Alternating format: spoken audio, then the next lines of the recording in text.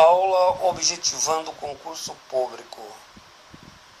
Vygotsky e o processo de formação de conceitos. Síntese interpretativa da professora Marta Coll de Oliveira. Artigo escrito pelo professor Edgar Dias de Vasconcelos. Entende-se Vygotsky epistemologicamente como se realiza o processo pedagógico. A perspectiva é meramente social, é na relação com a outra pessoa que o ser humano aprende. A cultura faz parte da natureza do homem. No caminho do processo histórico, molda o funcionamento psicológico humano. A cultura se desenvolve ao longo da evolução do homem, o que é determinado pelo termo técnico filogenético, o desenvolvimento da espécie. Por outro lado, ontogenética, ou seja, o desenvolvimento do sujeito, do intelecto. Desse modo, o ser humano é membro de uma espécie biológica que desenvolve no interior de um grupo de natureza cultural. Com efeito, o homem é o resultado de uma dupla natureza, biológica e social. A dupla natureza do ser humano, segundo Vygotsky, revela-se pela constituição do cérebro.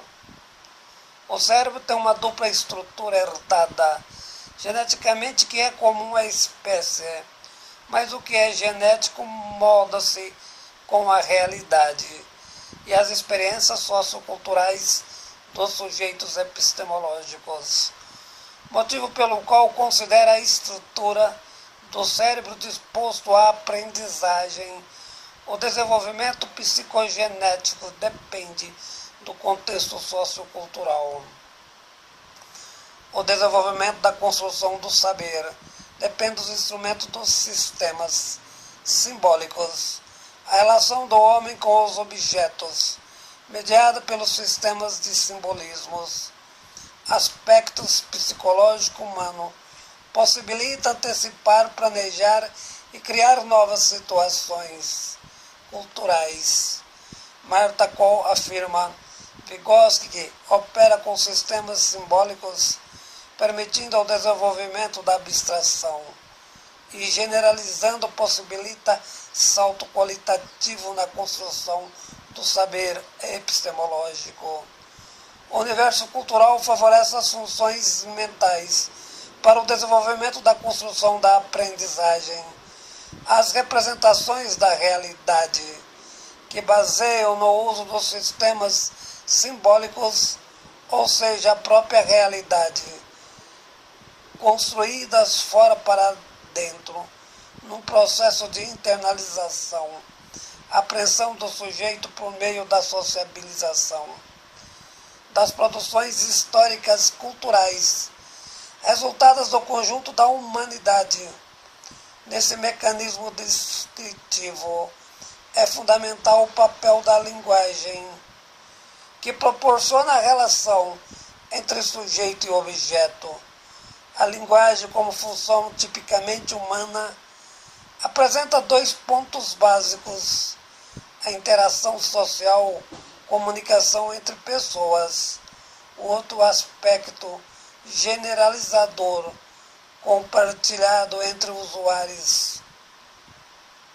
Ao longo do processo, o desenvolvimento da formação dos conceitos, especificamente os conjuntos sintéticos, na formação do pensamento complexo, fundamentados em situações concretas, reais, factuais.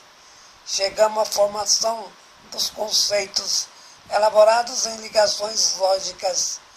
Esse mecanismo não é linear, sofre influência do contexto histórico, cultural do sujeito.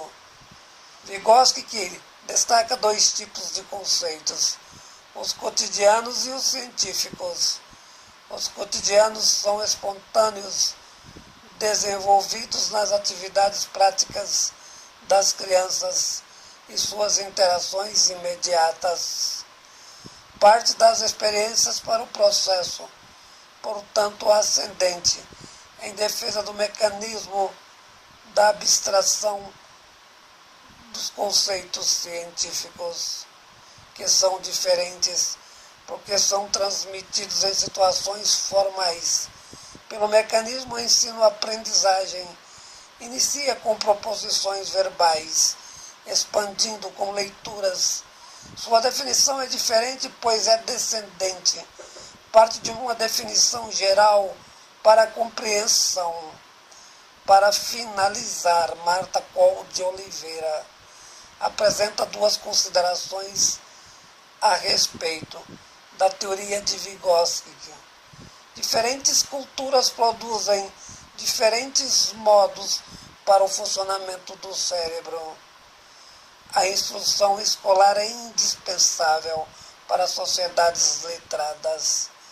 Artigo escrito pelo professor Edgar Dias de Vasconcelos.